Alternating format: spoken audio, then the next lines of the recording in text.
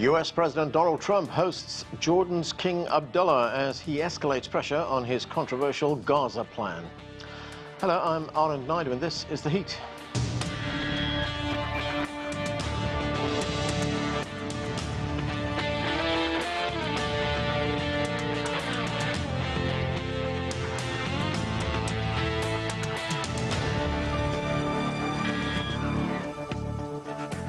Donald Trump's plan to take over Gaza and expel Palestinians continues to reverberate throughout the Middle East and beyond.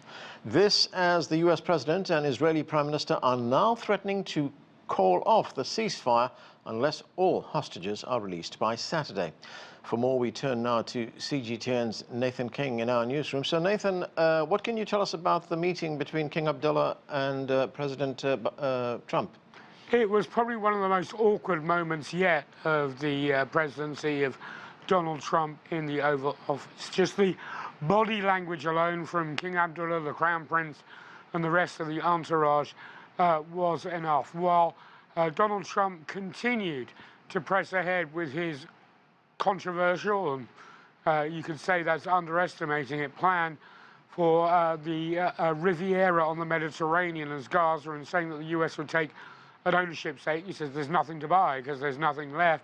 You could see the Jordanian delegation really staring at the floor. They've been told that aid is at risk unless they take Palestinians. As you know, Jordan is majority Palestinian anyway. A lot of Jordan's population are either Palestinian refugees or their offspring from 1948 and 1967. And you could just feel that there was a feeling that Jordan was being disrespected. It's been a very close, loyal ally for decades of the US in the Middle East. So you could see there was that. Now, King Abdullah was very diplomatic. He's a well-known diplomat, saying, yeah, we can take some people. He talked about taking sick children, but nowhere near the half or whatever proportion of the 1.8 to 2 million people that Donald Trump was talking about, which of course is against international UN resolutions and may amount to ethnic cleansing and war crimes. So we'll wait and see. Also, King Abdullah essentially said, let's wait for the Egyptians. Now, all sorts of rumour that President Sisi was meant to come here next week, may not actually be coming, but there will be a plan from the Egyptians. Saudi Arabia, as we know, has said, no way are we backing this. So even though Trump says everyone he's spoken to thinks it's a great idea, he must have kept his circle very small on who he's talking to, perhaps just the right wing of Israeli politics. But it was a very, very difficult meeting indeed. Room for really no other discussion. You know, for example, Syria. Jordan has 700,000 refugees from Syria. All this has been crowded out by Donald Trump's, one would normally say, bizarre plan for Gaza, but he's known from shooting the hip and thinking like a property developer. Okay, thanks, Nathan. That's CGTN's Nathan King reporting from our newsroom. Thank you. Later, we'll talk with the head of the Palestinian National Initiative. But first, Joel Rubin is a former U.S. Deputy Assistant Secretary for House Affairs. Khalil Sayegh is the co-founder and president of the Agora initiative. And Dan Arbell is a scholar in residence at American University Center for Israeli Studies. Thank you to all of you for joining us. Dan Arbell, that meeting that took place between Jordan's King Abdullah and President Trump, well, the king did not want to say much on President Trump's Gaza colonization plan. He says he'd prefer to wait for the outcome of that Arab summit that's taking place later this month. But he did say, as Nathan pointed out a moment ago, that there was something that Jordan can do. Let's listen to what the king had to say. One of the things that we can do right away is take 2,000 children that are either cancer children or in a very ill state to Jordan as quickly as possible, and then wait for, I think, the Egyptians to present their plan on how we can work with the president to work on the Gaza challenges. So, Dan, the king saying that Jordan's prepared to take in children who are sick, who are injured, who are suffering from cancer in Gaza to Jordan to be treated over there. Now, both Jordan and Egypt have rejected President Trump's plans for Gaza, and that plan includes expelling just over 2 million Gazans from that territory. Trump, for his part, has threatened to cut aid to these two countries if they don't go along with his plan. So where do you see this going? Yeah, this is indeed an awkward moment, as Nathan has said, and I think that King Abdullah wanted to be diplomatic and not outright reject Trump's plan in the White House, and accepting these 2,000 children is a step in the right direction. But I don't think that Jordan nor Egypt have any plan or inclination to take up hundreds of thousands of Palestinians that Trump hopes to move from Gaza. I think it will be the end of the Hashemite kingdom as we know it if Jordan takes in all these hundreds of thousands of Palestinians. It will certainly add to the tensions in the region. It will create a very problematic situation. So I think that waiting to the Arab summits at the end of the month, confirming the Arab position, which rejects this, is the right diplomatic move. Certainly, it looks like Trump continues to double down on his plan, while his advisors are pulling away from it or trying to put it in a broader context, saying it's temporary, saying people will not be forced out, saying there will be no U.S. ownership of Gaza. Yet Trump, each time he talks about it, goes back to his original plan of U.S. ownership, of forcing Palestinians out, of making it permanent, saying that Gazans will not have the right to return to Gaza once it's reconstructed. So again, I think it's still there. Time will tell whether this will work. I don't see it working. I don't see this taking off the ground, and I see continued Arab rejection of this plan. Right, and Dan, one other point. Nathan brought us some new reporting. It's not been confirmed yet, but there is reporting that the Egyptian leader will not be coming to Washington as planned this week. It's been postponed. What do you read into that postponement? Look, so the foreign minister of Egypt came yesterday and held meetings in the administration ahead of El-Sisi's visit, and we do hear news reports that Sisi has postponed his trip.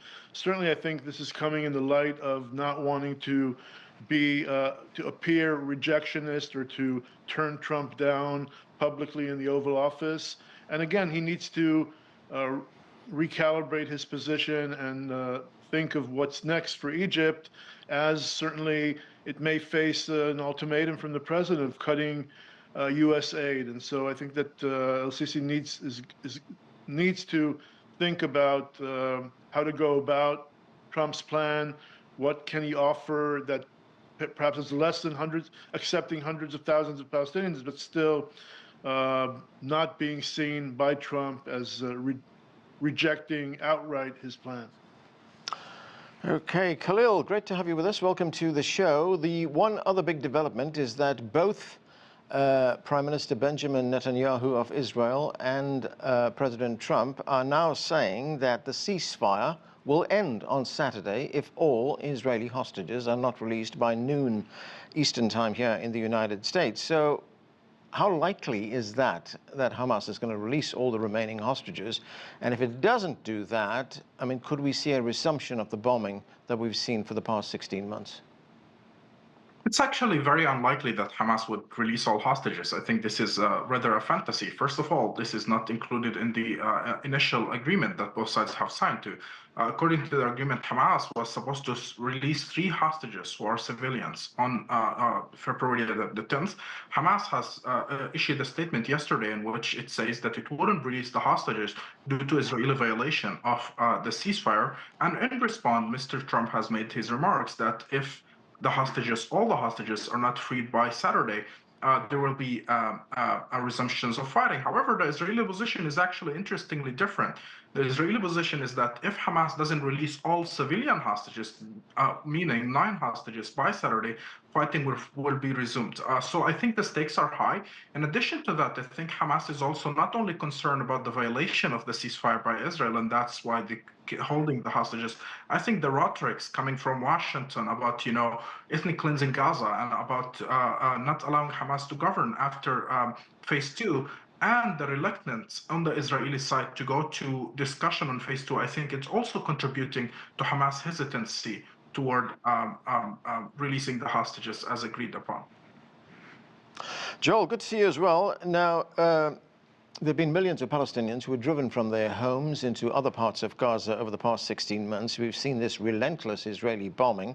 Many have now walked back, the long walk back to their homes, especially in the north of Gaza. Their homes have been completely demolished. They're all areas that have been demolished. Now, we spoke to some of those people who are going back. This is how one of those people that made the journey back to her destroyed home responded to our question. Let's listen. The destruction is huge. It is immense. You can say there is no life, but we insist on life. We insist on rebuilding our homes. As for Trump's plan, he wants to scatter us across Arab countries. We do not want to be deported. Everyone knows that Palestine is for the Palestinians. We did not intrude on anyone, and we do not want to go anywhere else. We are rooted in our land, and inshallah, we will rebuild it. So, Joel, do you believe the United States would go ahead with this plan to effectively expel just a little over 2 million Palestinians from Gaza and then effectively steal the land to build vacation resorts? Well, Anna, it's great to be with you and with my colleagues, and the short answer is no.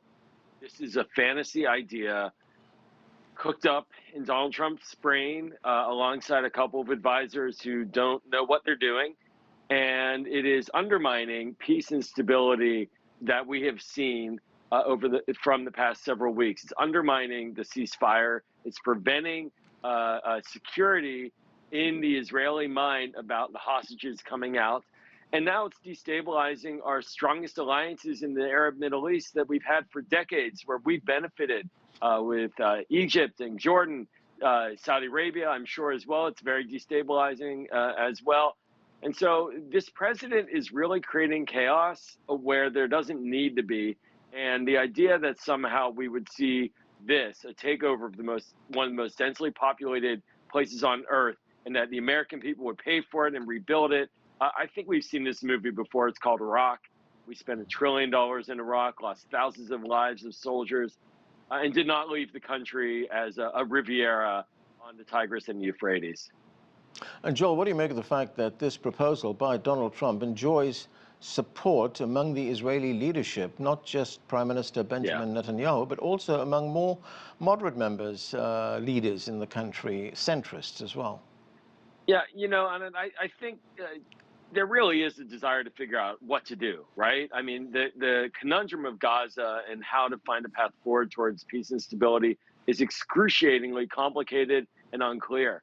And so any plan out there by the American president is going to be grabbed onto by politicians in Israel who support anything different from the current status quo. But this is not a realistic idea. What it's doing is it's giving a free pass to the worst instincts of the far-right government of Israel right now to essentially continue to threaten Gaza, to not be committed to this ceasefire in word and deed, and to frankly create a dynamic where we don't know what the future will hold, and the Palestinian people are going to be left carrying the bag. And so I think for the Israelis, it's also a very desperate moment, and they need serious American leadership, serious negotiation with these allies, serious discussions, and they're getting anything but. Dan Arbell, Israel accused Hamas of killing a little more than 1,100 people on October 7th, 2023. But this past weekend, there was an interview that an Israeli television network did with the former defense minister, Yoav Gallant, in which he said that he actually gave the order for something called the Hannibal directive to be implemented. Now, that is a military protocol which authorizes the use of force to kill Israelis to prevent them being taken hostage. Now, this is not new news. It's something that Haaretz newspaper in Israel reported last July. How are people responding to this in Israel? I mean, are they calling for any kind of accountability for this? The question of accountability for the horrors of October 7th and the government and the military's handling of it, preparation for it, the entire blunder, the collapse of the Israeli system on October 7th needs to be thoroughly investigated. And there have been quite a few people in Israel demanding a national inquiry commission, like has been established in the aftermath of the 1973 war, during the first Lebanon War of 1982, and so on. However, this government, Netanyahu's government, is kind of reluctant, is trying to get away without establishing such a national inquiry commission, fearing it will point the finger of blame to the government, to Netanyahu and its ministers. So certainly there needs to be accountability. This government is escaping from accountability. The issue of the Hannibal protocol, that's something that's been discussed, but it was not actually, has been applied very, not in a consistent manner. Yeah. And on October 7th, perhaps some have applied it, but most units of the IDF did not apply it. They were not even prepared. Most of the hostages carried out from their homes into Gaza, did not, there was no military opposing that or countering that. Yeah. So, I mean, it's a nice anecdote, but it doesn't really, it just points to the fact that there needs to be a thorough investigation at all levels, political and military. Hopefully it will happen soon, but this government is holding off on it. And hopefully public pressure will be built to bring them to do that. Right. Khalil, the Israelis say their goal is to destroy Hamas and make certain that the movement never poses a threat to Israelis and Israeli security again. But as we have seen, after 16 months of relentless bombing, Hamas has re-emerged. They have now, to some extent, taken charge of security in Gaza. So the question is, can they be defeated? I think they can definitely be defeated, and I think Israel was capable of defeating them since day one if they really wanted. However, Israel sort of wanted to square the circle, meaning they wanted to defeat Hamas on the one hand. On the other hand, they don't want to allow any government in Gaza that is legitimate by the people, nor do they want it to have the responsibility of governing themselves. Thus, Israel ended up bombing Gaza, killing a lot of civilians and killing some Hamas fighters, but at the same time, just like sort of playing a game where they get to a certain area and evacuate it, and then Hamas fighters run to the other area, and thus, Hamas was able to reemerge. Not only that, but also like you need to understand what do they mean by disarming Hamas or dismantling Hamas completely, because if we are talking about an actual military threat, yes, Hamas is completely dismantled, I think, since January of 2024. They don't really pose an actual threat to Israel like before October 7th. However, as a social movement, as a small militia groups, I think Hamas was able to reemerge very quickly. And that is because the social movement of Hamas is quite strong in Gaza and quite, deepened in the grassroots level of the Gazan society, and also because of the Israeli occupation brutality in Gaza, which allow for increase in the level of recruitment among Hamas in Gaza. So the only way to defeat Hamas, if Israel is really interested in that, is to institute a new government there. This could be an Arab Palestinian government, or even if Israel really ended up occupying Gaza fully. But without that, I don't think that they can actually defeat Hamas in the way that they imagine it to be defeated. Okay, Joel, I've just got a couple of minutes left. And what do you think is the future of the ceasefire agreement? Because that was an agreement that has various parts to it. It would take place in 3 phases. We've only seen phase 1. Negotiations have started for phase 2, but they've stalled. So is it on life support right now? A couple of thoughts on. First, I do think cooler heads will prevail, and that we'll get to a point where we see more individuals released over the weekend and try to stave off the nightmare scenario of a return to full-on war.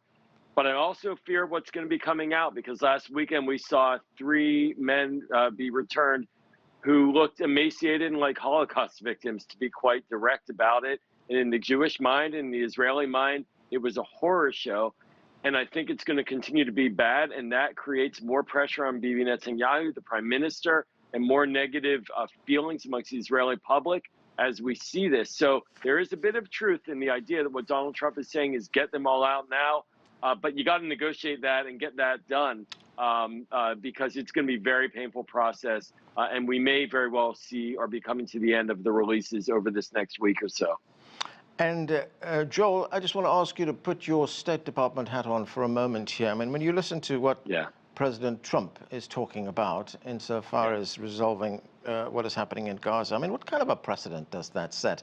And what kind of a message does that send to the rest of the world? It sends a very dark message, which is the one of America untethered, imperialist, and without accountability to international law. Okay, and we have to leave it there. Joel Rubin, Khalil Sayegh, and Dan Arbell, thank you so much for being with us. Now, let's go to another Palestinian view. Earlier, I talked with Dr. Mustafa Barghouti, who is president of the Palestinian Medical Relief Society and head of the Palestinian National Initiative. I began by asking him about the United States proposal to take over Gaza. What the United States is planning is exactly what Israel wants, which is the total ethnic cleansing of the Palestinian people, not only in Gaza, but later they will start speaking about ethnic cleansing of the people of the West Bank. So in reality, this is the final stage of the Zionist settler colonial project, which aims at total ethnic cleansing of the Palestinian people from their homeland. President Trump, with his statements, have committed two war crimes, practically. The war crime of calling for ethnic cleansing of the Palestinian people in Gaza. But the other war crime is the act of theft, stealing our land as people. By which law he wants to take over our land, by which law he wants to displace us, by which law he thinks he can take the land that belongs to the Palestinian people where we have lived for more than 4,000 years, where we have our civilization, our homes, our memories, our relatives. It's totally unacceptable by every standard. And it will not succeed because the Palestinian people are ready to die on their land and not leave. Nothing will force us to leave our country again, as has happened in 1948, because the Palestinian people have a historic memory now, a joint memory, a collective memory of the fact that if we leave, we will never be able to come back to our homeland. And if we leave, we will lose our dignity and we will lose not everything that belongs to us. So this is not a practical plan and it will not work. Also because Jordanians and Egyptians know and understand that such a plan would violate the national security of their own countries. If ethnic cleansing happens and the people are evicted to Jordan, Jordan will not remain Jordan. It will be something else. So I think here everybody should be together in rejecting these plans that are nothing but, as you have said, a violation of international law, a violation of every humanitarian law as well, and an act of war crime. You know, there were some commentators who believe that this was an extremist right-wing position on the part of the Israelis as well as the Americans. But if we look at some of the commentaries that have come out in Israel, it's now supported across the political spectrum. We've had people like Benny Gantz, who has expressed his support for it, Yair Lapid, the former opposition leader, who's also expressed support for it. How significant is that? It's very significant, and it shows you that the Israeli establishment, not only the government, but even the opposition in Israel, the Zionist opposition, and the government in Israel are all turning to fascism. Practically, when 76% of the population of Israel say they support, in recent polls, the ethnic cleansing of Palestinians, that means that the majority of the society is turning towards fascism. And the fact that what the so-called opposition parties are also welcoming these statements mean that the whole Israeli society is opting for zero-sum game. And if that is the Israeli position, a zero-sum game, what would they expect from Palestinian side? Anything but zero-sum game. So it's a very dangerous development. It means that Israel has clearly and openly killed the whole talk about the whole plan of two-state solution. And of course, they refuse a one democratic state solution. So the only solution they believe in is ethnic cleansing of the Palestinian people. And there is no justification for that. But this tremendous shift in Israel in such a manner, where you have the majority of the people supporting a war crime like ethnic cleansing, reminds us of what happened in Germany during the rise of Nazism there. This is exactly the same kind of process. Now, you've accused President Trump of undermining the ceasefire. On Monday, President Trump issued an ultimatum. He said that if all the hostages are not released by noon on Saturday, here, U.S. Eastern Time, then, in his words, he said, all hell is going to break loose. What is your reading of that threat? Well, hell has already happened in Gaza. I mean, after killing more than 70,000 Palestinians, including 17,000 children, by the Israeli bombardment with American bombs, and after the destruction of more than 85% of all homes and houses, all universities, most schools, most of the hospitals, most of the clinics, what kind of hell he is going to do more than that? In my opinion, hell already happened when Israel threw on Gaza more than 87,000 tons of explosives. Each of these tons of explosives came from the United States of America. And in a way, the United States administration, whether we are talking about Biden or Trump now, have practically participated in the commission of ethnic cleansing. Not only ethnic cleansing of the people of the north of Gaza, but also the genocide, the act of genocide that affected the people of Gaza. I think this language is quite aggressive. I don't deny that President Trump was instrumental in pressuring Netanyahu to accept ceasefire in the first place. But now he's coming back with a very serious act of undermining the possibility of the continuation of the ceasefire. And when he says that all Israeli captives have to be released by Saturday, he knows exactly that this is not going to happen. But maybe Netanyahu convinced him that the best way is to reactivate the war. But well, where will that lead? Another genocide in Gaza? And what kind of feature that will mean to the United States of America? I think the statements that were made about the ceasefire are totally unacceptable. Right. President Trump knows that Israel is responsible for the situation now because it violated the ceasefire agreement in 4 ways. First of all, they prevented the supplies of major humanitarian supports. They prevented any tent or any house, fabricated house, from entering Gaza, although the agreement says that 60,000 houses have to be brought in and at least 200,000 tents. None was brought to Gaza, and people are without shelters there. And second, Israel violated the agreement by shooting people. They've shot up till now more than 100 and killed more than 27 people. And they also violated the agreement by refusing to negotiate how we can go into the next stage, the second stage, which should have started on the 16th day, according to the agreement. Dr. Mustafa Barghouti, thanks so much for joining us. Thank you. And that's where we have to leave it. That's it for this edition of The Heat. I'm Arend Naidu in Washington, D.C.